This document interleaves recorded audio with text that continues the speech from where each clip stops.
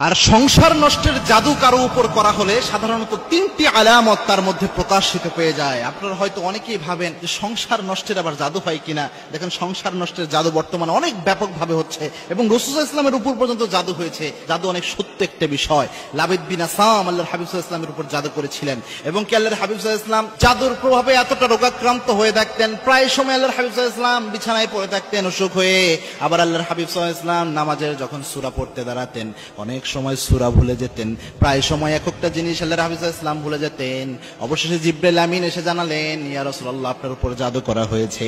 লাবিদ বিন আসাম তার উপর জাদু করেছিলেন। সুতরাং জাদু একটা সত্য বিষয়, আমাদের উপরে যে কেউ করে ফেলতে পারে। তিনটি আলামত যদি আপনি দেখেন তাহলে বুঝতে পারবেন যে হয়তোবা এমন জাদু করা হয়েছে। তার মধ্যে এক নাম্বার যে আলামতটা সেটা হচ্ছে, যদি এমন দেখেন পারিবারিক জীবন পরিচালনার ক্ষেত্রে যে আপনার স্ত্রী নরম সরম মেজাজের মানুষ ছিল, অত রাগী মেজাজ বদমেজাজি মানুষ ছিল না, কিন্তু ওই স্ত্রী হঠাৎ করে কি যেন হয়ে গেল, অনেক বদমেজাজি হয়ে গেছে, কথা বললেই রেগে উঠে, যে কোনো কিছুতে রাগ করে, অনেক চিল্লা ফাল্লা করে, এরকম আচরণ স্বাভাবিক তবিয়ত ন্যাচারাল যে মেয়েদের বৈশিষ্ট্য এটা থেকে বের হয়ে এসে অনেক রাগী মেজাজি হয়ে গিয়েছে, তাহলে বুঝতে পারবেন হয়তোবা এটা জাদুর প্রভাব হতে পারে, অথবা যে কেউ তাবিজ করতে পারে, এরকম কোনো কিছু হয়ে যেতে পারে। দুই নাম্বার, যদি কোনো স্ত্রীর মধ্যে এটা লক্ষ্য করেন যে ওই স্ত্রী আমলে নামাজে বা যে কোনো আমলে কোনো আগ্রহ পাচ্ছে না অথবা স্বাদ পাচ্ছে না কোনো কিছুতে, এরকম যদি হয় যে নামাজ পড়তেছে, নামাজ পড়ার ক্ষেত্রে উদাসীনতা তার মধ্যে কাজ করে, অনেক সময় নামাজ কাজা করে ফেলতেছে, অনেক সময় নামাজ যে পড়ে সে বলতেছে নামাজে কোনো স্বাদ নাই, অথবা কোনো মা বোনও যদি আপনি অনুভব করেন এই জিনিসগুলো আপনার মধ্যে রয়েছে, তাহলে বুঝতে পারবেন যে হতে পারে এটা একটা জাদুর প্রভাব।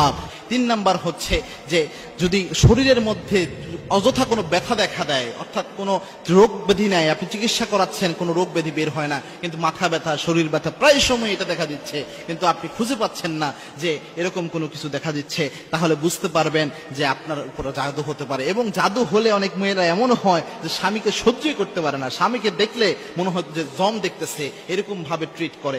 এরকম আচরণ যদি কোনো মেয়ের মধ্যে দেখেন তাহলে বুঝতে পারবেন জাদু করা হতে পারে। সেক্ষেত্রে কয়েকটা আমল রয়েছে, বিশেষ করে আয়াতুল কুরসির আমল তো অবশ্যই করবেন, 3 কুলের আমল অবশ্যই করবেন, সূরা বাকারার শেষ 3 আয়াত অবশ্যই পড়বেন, এরপরে সূরা হাসরের ওই আয়াতগুলো পড়বেন, এরপরে সূরা মুমিনুনের শেষ 4 আয়াত পড়বেন। এর পাশাপাশি একটা দোয়া সকাল সন্ধ্যা 3 বার পরে শরীরে ফু দিবেন। কোনো জাদু থাকলে আল্লাহ রাব্বুল আলামিন সেটা নষ্ট করে দিবেন। আল্লাহর হাবিব সাল্লাল্লাহু আলাইহি ওয়াসাল্লাম জানিয়েছেন, কোন ব্যক্তি যদি সকাল সন্ধ্যা 3 বার শুধু পড়তে পারে, বিসমিল্লাহিল্লাযী লা ইয়াদুররু মা ইসমিহি শাইউন ফিল আরদি ওয়ালা ফিস সামা ওয়া হুয়াস সামিউল আলিম। আল্লাহর হাবিব সাল্লাল্লাহু আলাইহি ওয়াসাল্লাম বলেছেন, এই দোয়াটা যদি কোনো ব্যক্তি পড়তে পারে, ওই ব্যক্তির দায়িত্ব স্বয়ং আল্লাহ নিজ হাতে গ্রহণ করে নেয়। সুতরাং এই আমল করবেন, ইনশাআল্লাহ জাদু থাকলেও আল্লাহ রাব্বুল আলামিন নষ্ট করে দিবেন।